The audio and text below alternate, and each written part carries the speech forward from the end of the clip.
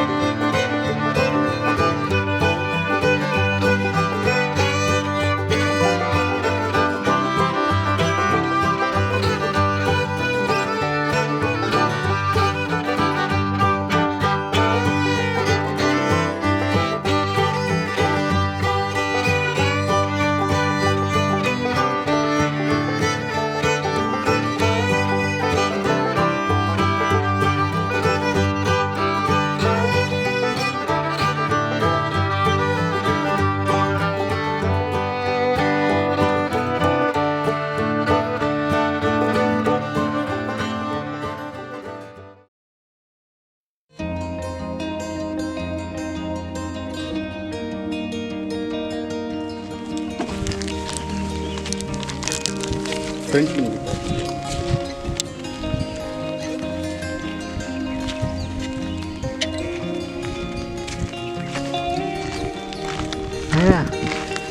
நல்லா தெரியுது.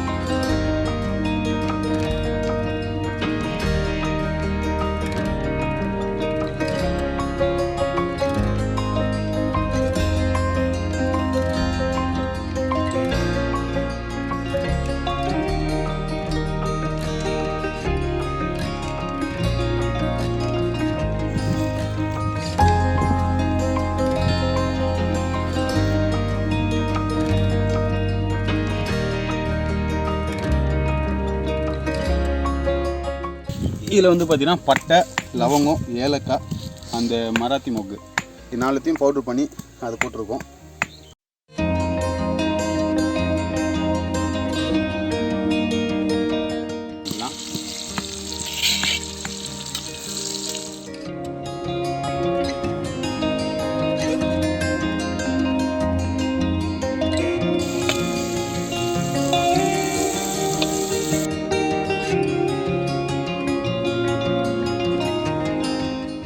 இன்கேஸ் நீங்கள் அந்த பட்டை லவங்கம் அதெல்லாம் பொடி பண்ணாமல் போகிற மாதிரி இருந்தாலும் ஓகே தான். நீங்கள் அப்படியே முழுசாகவும் போட்டுக்கலாம். அது வாயில் மாட்டம் வந்ததுனால நான் பொடி பண்ணி போட்டுருக்கேன். நீங்கள் வந்து முழுசாக போட்டதாலும் ஒன்றும் பிரச்சனை கிடையாது. ஆனியன் நல்லா இந்த அளவுக்கு ப்ரௌன் ஆனதுக்கப்புறமா பூண்டு மட்டும் நீங்கள் ஆட் பண்ணிக்கோங்க. ஃபஸ்ட்டு பூண்டு போட்டு நல்லா வதக்கிக்கோங்க.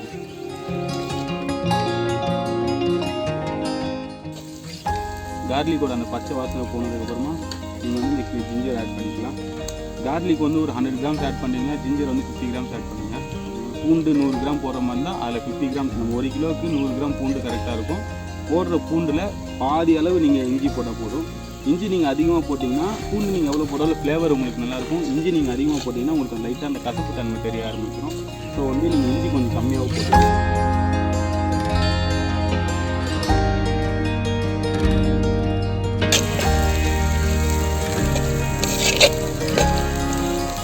இப்போ வந்து இந்த அளவுக்கு நல்லா ஃப்ரை ஆனதுக்கப்புறமா மஞ்சள், அடுத்து கரம் மசாலா,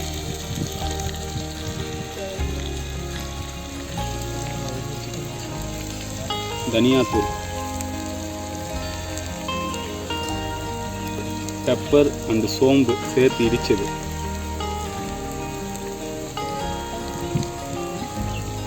சால்ட்டு. இப்போ நீங்கள் பார்த்து அளவு பார்த்து போட்டுக்கோங்க.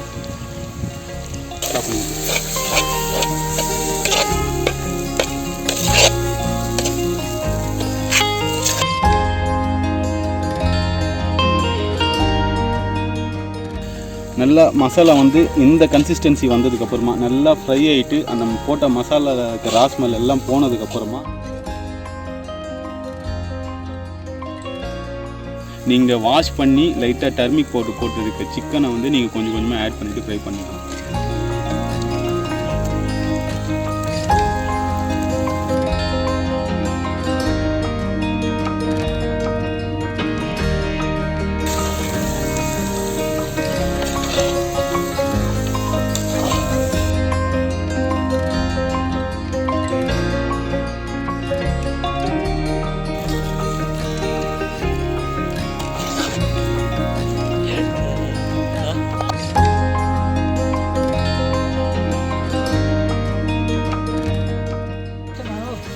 இந்த அளவுக்கு ஒரு மாதிரி சிக்கன் வந்து ஒரு 40% பாயில் ஆனதுக்கப்புறமா நீங்கள் வந்து லைட்டாக டொமேட்டோ சும்மா ஒரு ஸ்மால் கூட கிடையாது, ஒரு 50 கிராம்ஸ்னு வச்சுக்கோங்களேன்.